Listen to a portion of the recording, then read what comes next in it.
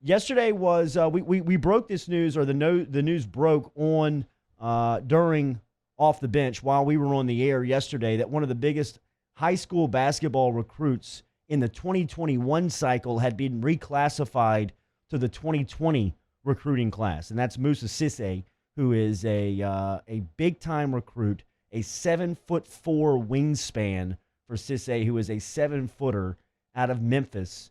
He originally was big time prospect. That's long. Big time prospect. He went to first 3 years of high school in New Jersey, then transferred to Tennessee, where he won Mr. Basketball. He's in the city of Memphis, obviously right there under the nose of Penny Hardaway and the Memphis basketball program. But yesterday when the news came out that Cisse was reclassifying, a lot of people were talking about when the decision was going to happen, and it seems like the decision is going to happen next week after he gets his high school diploma. In fact, Cisse told ESPN, "I will get my high school diploma as soon as I finish the last 2 core classes I needed to qualify, which should happen next week." Cisse plans on making his commitment next week as well. And how are you feeling about talking to some people that are close to the situation, extremely close to this? For context, Jordy did tweet, "Boot the F up" last night.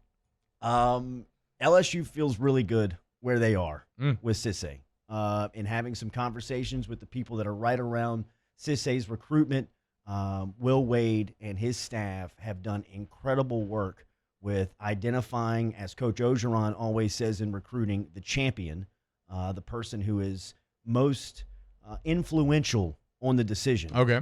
And LSU has a great relationship with that person. And again, this is LSU staff doing a lot of work behind the scenes and creating relationships and making themselves relevant. Now, the final 6 in which Cisse announced his decision between, it was going to be LSU, Kentucky, Florida State, Georgia, Memphis, and Georgetown.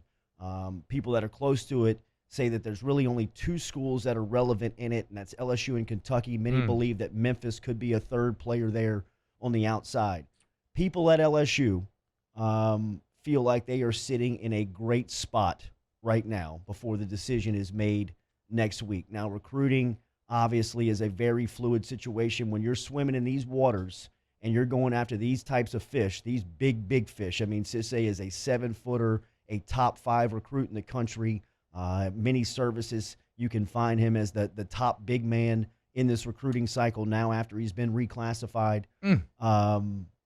It's going to be a contentious, and it'll be a stress-rising next couple of days for all coaches around this situation. But I think that LSU likes their spot as much as anybody right now. And Cisse is a day 1, game 1, instant impact starter. And when you look at LSU's roster with, let's just potentially add him to it right now. Let's just say that he makes his decision and it ultimately is LSU. We were talking this morning. This would be the most talented roster that LSU would feature since the Shaq, CJ, Stanley days. I mean, and this is assuming that Trenton Watford comes back as well. Yes, with Watford back in the fold. Which is up in the air. But when we interviewed him, he did kind of say, like, look, I'm seeing where I stand right now, and I don't believe if he were to go undrafted, I don't believe that he would just try to make the NBA. I think he would come back. Yeah, I think he has the talent to be a draftable player. Yes, so without a doubt. I don't think that he wants to go undrafted. And if they tell him what he needs to work on, that he can come back to LSU and work on that and make himself a draftable prospect. But when you look at the potential of getting Watford back and then Cisse announcing that he's going to choose LSU over the final 6, going into the season, preseason, to me, this would be the most talented roster since those early 90 teams when Shaq had, when Dale Brown had Shaq and Chris Jackson, Stanley Roberts, and Jamie Brandon, all those guys that were just nationally recognized guys. I mean, when you look at the potential of next season, Jalen Cook's the best player in the state of Louisiana. He's committed and signed to LSU. Cam Thomas is a 5-star shooting guard out of Virginia, which when you talk to people around the NBA game, he's as natural of a scorer at the prep level that you can find. So really, potentially, he could be a one-and-done guy. Thomas could. I mean, if he comes in, you talk to people at LSU, they say he could average 27, 28 points a game next year. I mean, just a natural I mean, even if you're scorer. being hyperbolic there, right? If you land on like 16, 17 a Sure. game, As a true that's freshman, incredible. As a true freshman, right? You get Cisse, he's a pro. I think that Sharif O'Neal potentially, down the line is a pro with the way that he can play pick and pop, his size, his length. Josh LeBlanc, who is he's a transfer from Georgetown, who's originally from Baton Rouge, again, What's going on with Georgetown? Has size. I don't know what's going on with Georgetown. We were talking this morning. Matt McClung. Yeah, he transferred to Texas Tech.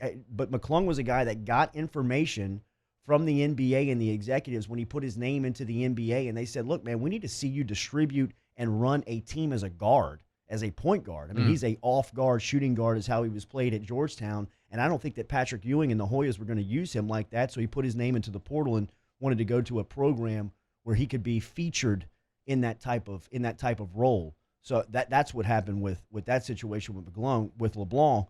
I think originally he just wanted to get out of Baton Rouge. I think his mom kind of wanted him to get out and experience the world. I definitely get that. Yeah, I understand that too. But I never wanted to go to college where I grew up. Like, I knew I was never going to go to college in the state of Georgia. And I think LeBlanc got away from home. He got a little homesick. He got into a little bit of trouble, but nothing came from it. And he wanted to come back. I mean, he just wanted to be around his parents. He wanted to be around home. And Wade and the crew recruited him very hard late in the process when they got in the job, when they got the job. So, there was a relationship there, and now you got him on. But he's been practicing with the team, and he's another guy that, down the line with his size, his length, his ability, potentially could be a pro. Darius Days will make money to play basketball one day. Whether it's in the NBA or Europe, he is going to be a professional basketball player. And like we said at the beginning of the segment, Watford's a pro.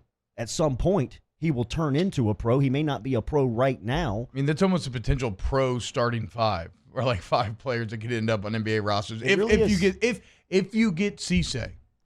And so what day next week is this going to be? I don't know if they have a date set. I'm just thinking they have to get through the core classes and get the diploma, and once they get that behind, once they make that final, then they'll make the college choice. So LSU LSU basketball fans can kind of be waiting, because if you do get Cisse, just look at the body of work that Will Wade has done already to this point, right?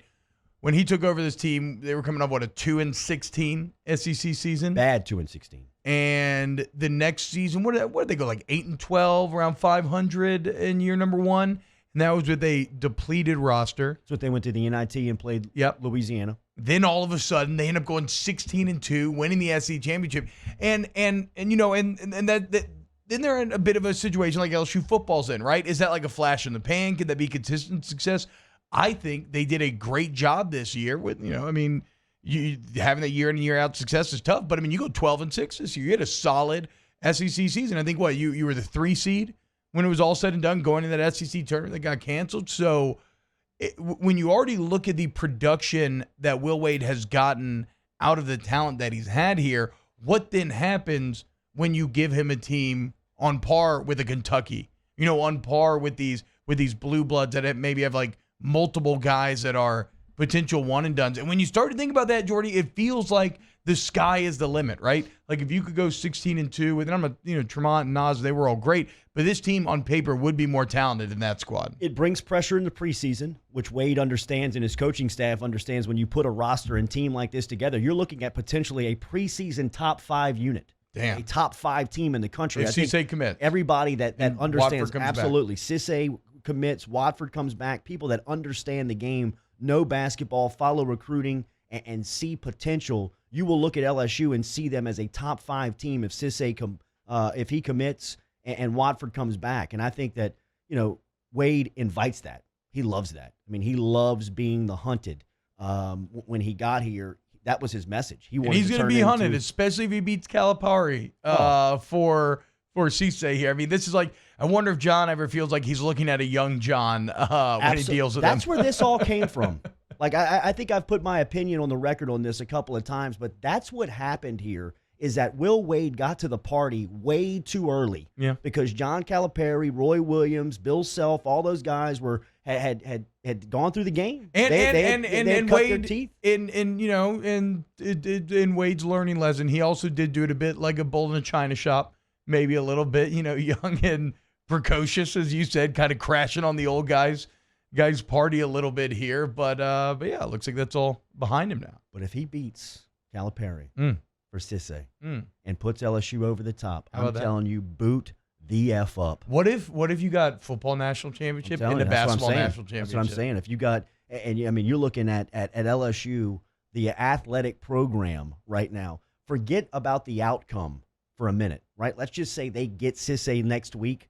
Think about the LSU athletic program and what they're accomplishing right now, and kind of how they are the center of all types of attention from both basketball and football. They're the center of the college football world. Yeah. I mean, your head coach was on Fox News. He was all over national media yesterday talking about the impact and what it means for college football to be played in SEC cities and towns across the country. And then you're talking about your basketball program on front page news right now, dealing with one of the top uncommitted recruits in the country, where it seems like you look at all these recruiting services. Go 247, Crystal Ball has him heavy lean LSU. Rivals has him going to LSU. I mean, you get Cisse committed next week. And here's also how many blocks? Here's also a domino that's going to have to fall. You get Cisse next week, you're going to have to turn and look at somebody who gave you quality minutes last year and take their scholarship away from them. And that's a bummer. I mean, I hate that, but and this is if Watford comes back. It shows that as well. I'm getting older, and it shows that I'm just fully gone over to the media side of the equation, because I'm like, well, that's just big time college basketball. It just is what it is. But I do hate that for the player. But it is what it is, man. You're chasing rings. Sometimes some very tough decisions have to be made. It can be very cutthroat. How many blocks did Cisse average per game in high school? His numbers last season. He averaged 20 points, 15 boards, and 9.2 blocks per game. He almost averaged a triple-double. 9 blocks per game. With blocks. I mean, it's unbelievable. Somebody's in the huddle asking, is he a one and done? If he stays healthy, he's a lottery pick. Damn.